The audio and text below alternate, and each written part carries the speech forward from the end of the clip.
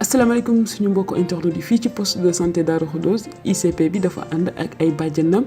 ngir xeex jële fi ñi nga xam ne nii mooy la malnutrition dans le cadre d'un projet boo xam ne ñu ngi ko bokk ak waa Bokk Africa. ci activité yi nag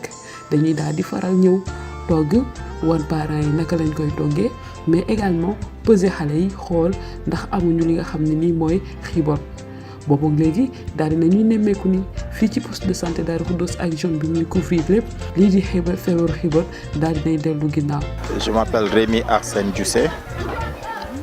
chargé de programme au niveau de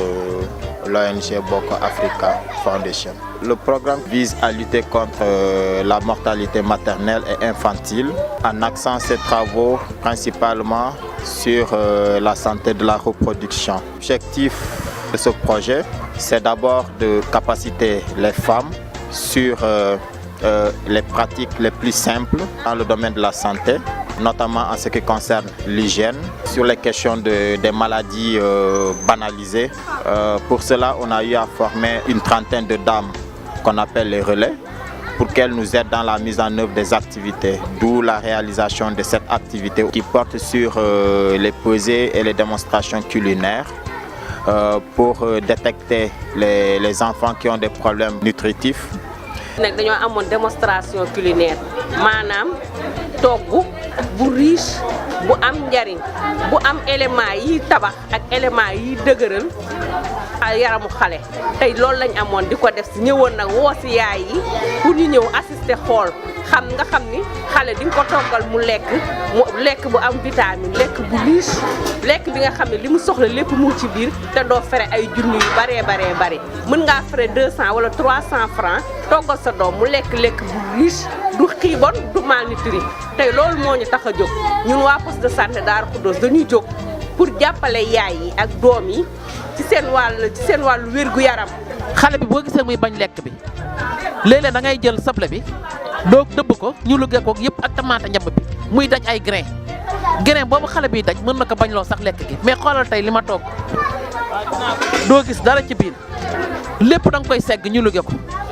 citron bi bu fekkee ne xale bi dafa am bëgg citron nga na la ko citron da koy may appétit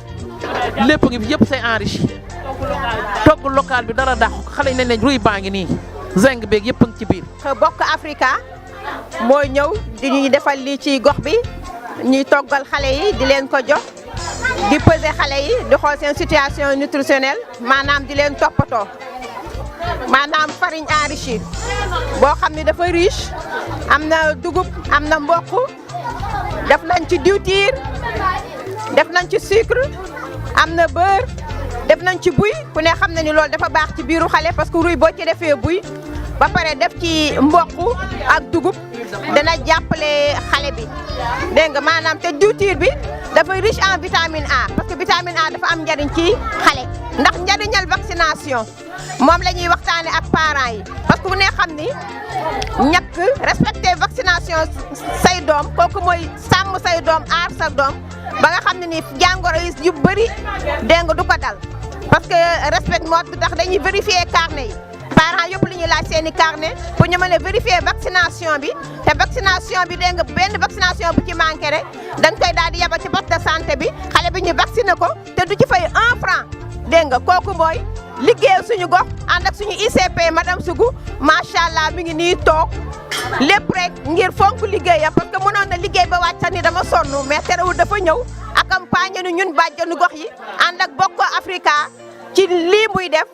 lii buñ ko mënee def ñoom ñoo si jàpp parce que waa Bokk Africa vraiment ñëw nañu ci poste bi jàppale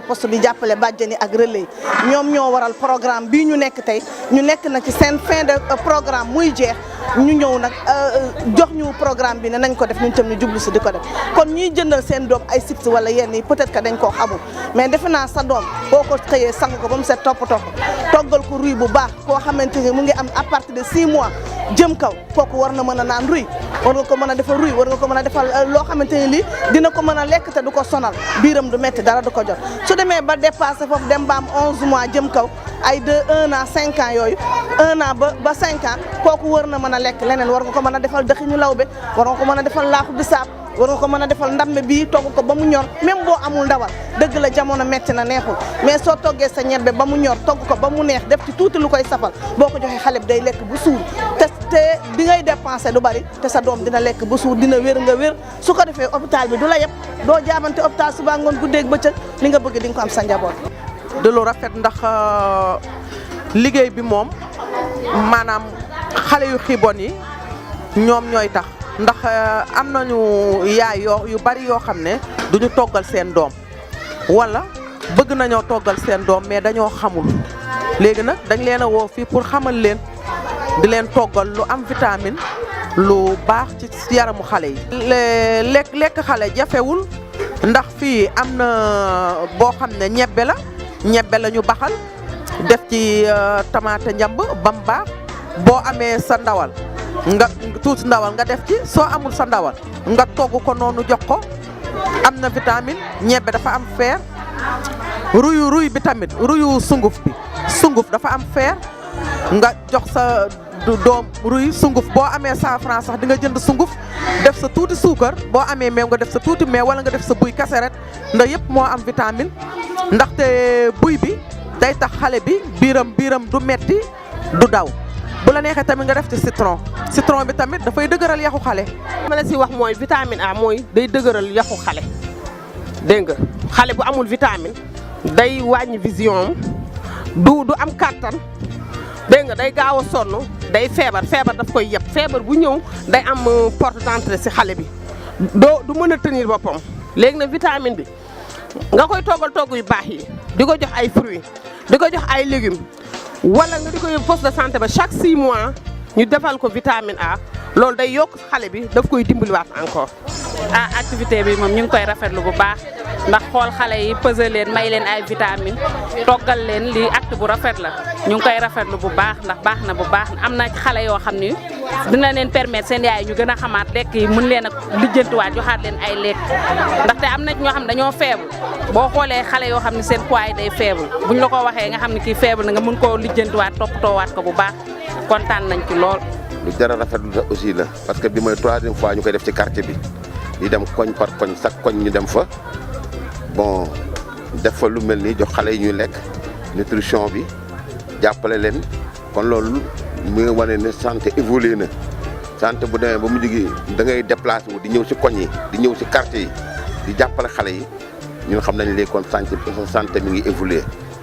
ñu ngi koy rafetlu nag bu baax a baax a baax a baax a baax te buñ sañoo aussi toujours mu multiplier wu ñu bañ koo arrêté mu am suivi di leen gërëm yoon aussi yow Warkha li nga xam ni fu santé di def programme yow yaa ngi fa taxaw